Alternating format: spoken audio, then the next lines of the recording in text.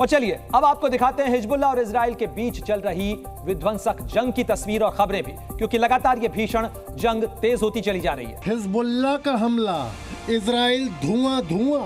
Hezbollah का 35 rocket वाला attack. Hezbollah बनाम इजराइल की डायरेक्ट वॉर। मिसाइल अटैक नहीं रोक पाया इजराइल। हिजबुल्लाह ने इजराइल पर बड़ा हमला बोल दिया।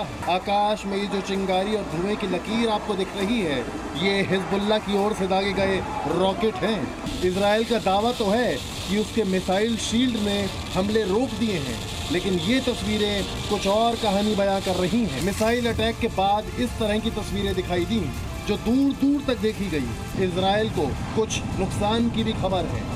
इजराइल के सैन्य अड्डे पर किए गए हमले से हिजबुल्लाह ने बड़ा संदेश दिया है। 7 अक्टूबर को इजराइल पर जो हमला हुआ, उसके जवाब में गाजा पर इजराइल ने जिस तरीके से बमबारी करी, हिजबुल्लाह ने अब उसके विरोध में हमले कर दिए हैं। और हिजबुल्लाह इजराइल को खुलकर निशाना बना रहा है। लेकिन ऐसा नहीं हो सकता कि इजराइल पलटवार ना करे, और अगर ऐसा हुआ तो फिर कुछ ऐसी तस्वीरें दिख सकती हैं। हिजबुल्लाह का कहना है कि लेबनान के सोमोर शहर पर इजरायली हमलों के जवाब में ये रॉकेट हमले किए गए हैं। लेकिन सबसे बड़ा सवाल ये है कि इजराइल के आयरन डोम का क्या हुआ। और देखिए, यूक्रेन और रूस के बीच चल रही जंग 800 दिन से ज्यादा का वक्त हो चुका है, अभी तक खत्म नहीं हुई है। वहीं हमास और इजराइल के बीच चल रही जंग को भी 8 महीने से ज्यादा का वक्त हो चुका है। दुनिया इन युद्ध के मोर्चों पर कई जगह झुलसती हुई नजर आ रही है, और अब दुनिया के सामने एक और युद्ध का बड़ा खतरा मंडरा रहा है। आशंका जताई जा रही है कि अब इजराइल और लेबनान मैदान जंग में आमने सामने होंगे। हिजबुल्लाह ने इजराइल पर रॉकेट अटैक करके जंग के खतरे को और बढ़ा दिया है। कैसे इस जंग की लपटें लेबनान तक पहुंचने वाली हैं, देखिए हमारी इस रिपोर्ट में। क्या मिडल ईस्ट से सुलग रही है तीसरे विश्व युद्ध की चिंगारी?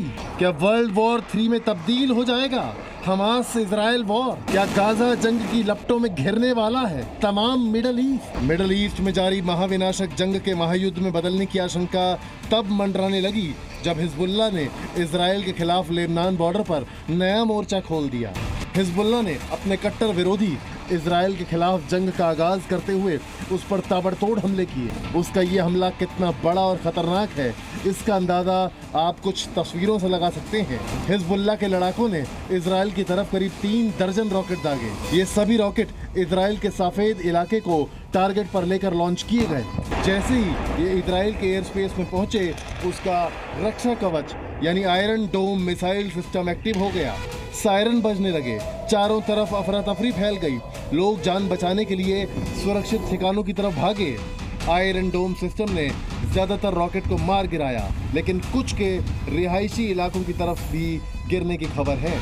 ईरान और कुछ कंट्रीज जिसमें टर्की भी शामिल है, सीरिया है और इराक भी है, वो सपोर्ट कर रहे हैं हिजबुल्लाह को इजराइल के खिलाफ।